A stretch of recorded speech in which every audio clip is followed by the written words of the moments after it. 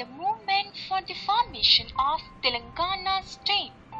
Telangana achieved the status of a full-fledged state in the Union of India on 2nd June 2014 after a long struggle. The merger of Hyderabad state with India. During the last phase of India's freedom movement, Hyderabad state on Nizam's domination came into focus of attention. When the British left India, the Nizam was thinking about the formation of an independent state under his rule. But the nationalists of Hyderabad were against this. A large part of Hyderabad state consisted of Telugu-speaking district and tribal population which was familiar with Telugu. These parts came to be called Telangana. The Gentleman's Agreement and the formation of the state of Andhra Pradesh. There were 3 distinct regions which spoke Telugu language. These included Telangana, Coastal Andhra and Rayalaseema. These 3 regions had different cultures, identities and regional languages. The Telangana language was drawn from an inclusive folk tradition which included tribal languages, Deccani Urdu, Kannada and Marathi, while the coastal Andhra language was influenced by Sanskritized usage. In contrast, Telangana pushed Urdu as the medium of instruction. The same process was slow in promoting modern education.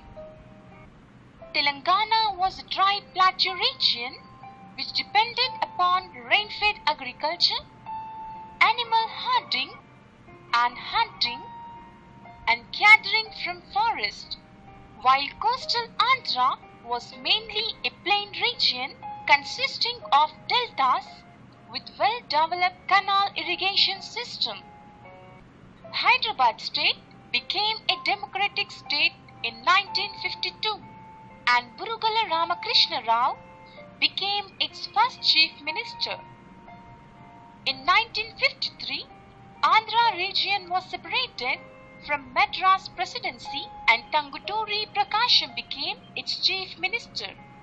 However, there was an active campaign to merge the Telugu-speaking regions into one. While the Andhra Assembly passed an unanimous resolution favoring merger, a large number of Hyderabad State Assembly members were worried that the more wealthy and developed coastal Andhra elite would dominate the future state and that the Telangana people would lose control over the resources of the region and about education and employment opportunities for their youth. On the initiative of the Union government, the leaders of both sides met in Delhi and reached an agreement called Gentleman's Agreement on 20th February 1956. P. Gopal Reddy, N. Sanjeeva Reddy, G. Lachanna and P. Ramakrishna Rao, M. Channa Reddy and K. V. Rangareddy from Telangana were the signatories to the agreement. They basically agreed on 14 points. This paved the way for the integration of the 2 states. Thus, the new state of Andhra Pradesh was formed with capital Hyderabad. The most important points in the agreement were: expenditure on administration was to be borne proportionately by the 2 regions and surplus revenue from Telangana region would be spent only for the development of Telangana. The existing educational facilities in Telangana would be reserved for the students from the region only. It was agreed to continue the Mulki rules under which Only those with a minimum of 12 years of residence in Telangana were eligible for jobs and admission to educational institutions in Telangana. It was agreed to set up a regional council, a statutory body consisting of 20 members from the Legislative Assembly to oversee the needs and development of Telangana. Sales of agricultural land in Telangana would be controlled by the regional council. The Andhra Pradesh Ministry will consist of 40% members from Telangana and 60% from Andhra. In the Chief Minister was from Andhra, the Deputy Chief Minister would be from Telangana and vice versa. 1969 agitation. Over a period of time, discontent over non-implementation of the Gentleman's Agreement was building up in Telangana areas such as diversion of surplus revenue from Telangana to other parts of the state, discrimination in employment in government sector. It began as a protest over some appointments and soon became a mass movement in which students of Osmania University played a key role. In 1972, Jai Andhra movement started in Simandhra regions as a counter to Telangana agitation, it demanding not only greater development of the coastal districts but also the removal of mulki rules relating to domicile status. In 1973, a political settlement was reached with the centre and a 6-point formula put in place to placate people of the two regions. At the same time, the mulki rules and the regional committee for Telangana were dropped.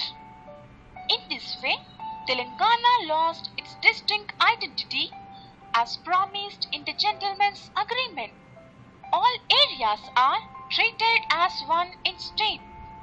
Around the same time, a new wave of political activity started against central government and central leadership of the ruling Congress party.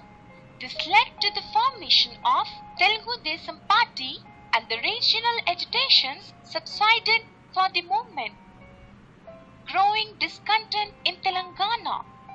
Despite the Gentleman's Agreement, many key points like the constitution of the regional council were not implemented.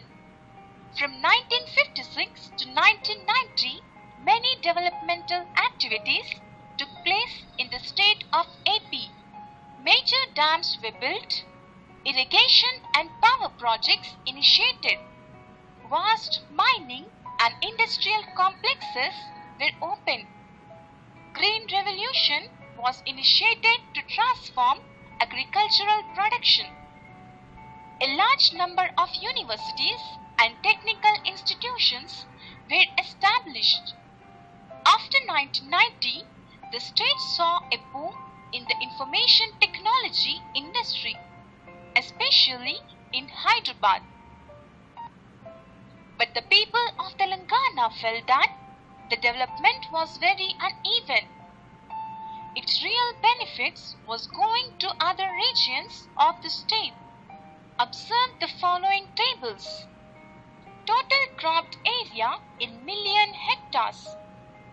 Region 1955 to 56, 2006 to 2007, growth percentage. Andhra region 4.2, 5.3, 20. Telangana region 4.8, 5, 5. Net irrigated area in lakh hectares. Region 1955 to 56, 2006 to 2007, growth percentage. Andhra region 17, 23, 1 245. Telangana region 7, 19, 257. Net irrigated area in lakh hectares 2007. Region: wells, canals, tanks, others. Andhra region 5, 13, 2.5, 2.5. Telangana region 14, 2.5, 2.5. From the above tables, we can observe that in terms of expansion of irrigation facilities, Telangana depends mainly on wells, while Andhra region was dependent upon canal irrigation. If we consider the index of gross cropped area, that is, total area on which crops were grown in a year, we see a substantial increase in the coastal Andhra region and relative stagnation in Telangana. The increase in irrigation in Telangana was mainly at the cost of the farmers who sunk expensive wells, while the expansion in Andhra region was due to canal irrigation, which was provided by the government.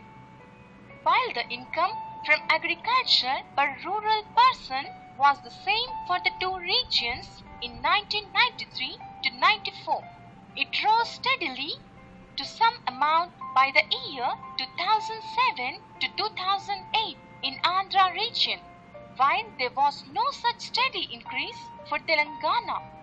At the same time, agricultural labor increased from 38% to 47% of the Telangana population, but in Andhra it increased by 1%.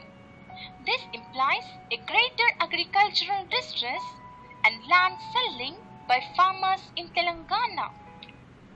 Due to drought, crops failure and loss of livelihood among people between May 2004 and November 2005, Telangana reported 663 suicides out of 1068 reported in the state of Andhra Pradesh. In education also, Telangana remained behind coastal Andhra. In 2001, the literacy rate in Telangana was 53%, but in Andhra it was 63%. The total number of colleges in Telangana were 159, and if Hyderabad is excluded, there was only 116 colleges, but in Andhra there were 181 colleges. In the similar manner, the grant for college education was about rupees 93 crores in Telangana, and it was rupees 224 crores in Andhra. In addition to uneven development, the people of Telangana also felt that they were being culturally discriminated against. The history, culture, and leaders of Telangana were not adequately represented in the school textbooks. The folk deities and festivals of Telangana were being ignored, while the Sanskritic cultural practices of the coastal regions were given prominence. The films too depicted the people of Telangana as backward and crude. Movements in 1990s. As a result of economic liberalization policies, farmers, artisans, and others faced severe problems, while a large number of contractors and private investors made huge profits. This was also the time when the government was trying to reduce its expenditure and cut down on recruitments. Even though there was a large expansion of the private sector, unemployment or insecure employment remained a large problem. Slowly, each of these segments of the population began to develop their own distinct organizations and movements around their demands. Tribal organizations like Tudun Deppa, Lambadi, Nagaraberi, and Yerukala Kurru, among others, came up for protecting their existential needs such as Jal, Jungle, Zameen, in view of onslaught on their conventional forms of life. The caste professions were increasingly becoming irrelevant to the artisans, and the caste professions were threatened. Hence, even smaller communities associated with the Telangana movement expecting it to solve their problems. In 1989, a Telangana Information Trust was set up by the intelligentsia to bring out information on injustices done to Telangana. On November 1st, 1996, Telangana Vidroham meeting was organized in Warangal by a group of intellectuals. This gave rise to the formation of several organizations for demanding the formation of Telangana state. The Telangana intelligentsia came together to hold a seminar in Osmania University in 1997 and helped to plan the issues from various angles. The employees, students, writers, and cultural activists began holding meetings, seminars, dhoomdhams, and so on. The Telangana Rashtra Samiti. Many organizational experiments like Telangana Aikya Vedika, Telangana Mahasabha, and so on were tried out with political enthusiasm and spirit of activism, but no political party emerged. It was in this context that Telangana Rashtra Samiti was formed in April 2001. At the same time, Telangana movement was getting expressed in different protest forms like dhoomdhams, in Garjanas, Padayatras. The Telangana Service Caste expressed Telangana movement in protest shaving, protest washing clothes of their customers on roads, and in collective cooking, Vanta Varpu, in public places. Students led this movement. At this movement, students formed a Joint Action Committee, JAC, and then the flames of JAC spread to all organizations, springing up hundreds of JACs in Telangana.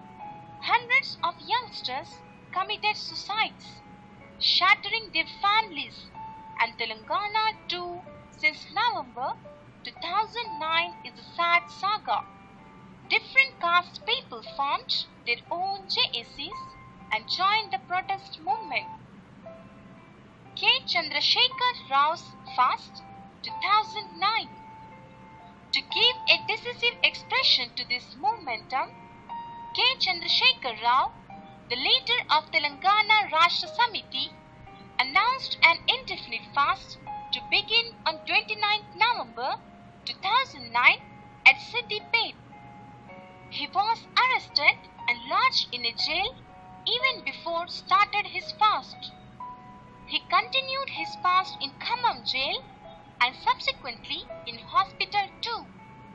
The Osmania University students formed a Telangana Students Joint Action Committee TJAC on 16th November to express solidarity with him.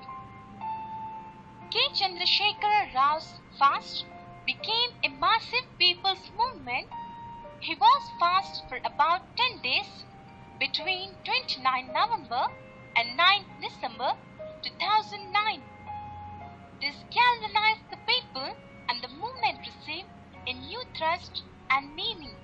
The most important event in this context was the announcement by the student JAC of Assembly Muttadi, Tag on Assembly, on 10th December 2009. Telangana is achieved. The conditions such as spreading the movement among the communities at grassroots, K. Chandrasekhara Rao's fast and the proposed Assembly Muttadi eventually persuaded the central government to announce the formation of Telangana. This took place despite severe opposition from Simandra region politicians. The Union Home Minister announced on 9 December 2009 that the process for formation of a separation of Telangana state would be initiated. TRS later ended his fast and the people started Telangana Vijayotsavamulu at different places. Withdrawal announcement. The announcement was withdrawn on 23rd December 2009 due to the pressure from Andhra political leaders, and a commission was formed headed by Justice Sri Krishna to inquire into the developments in Andhra Pradesh and report to the center. The Telangana people were shocked.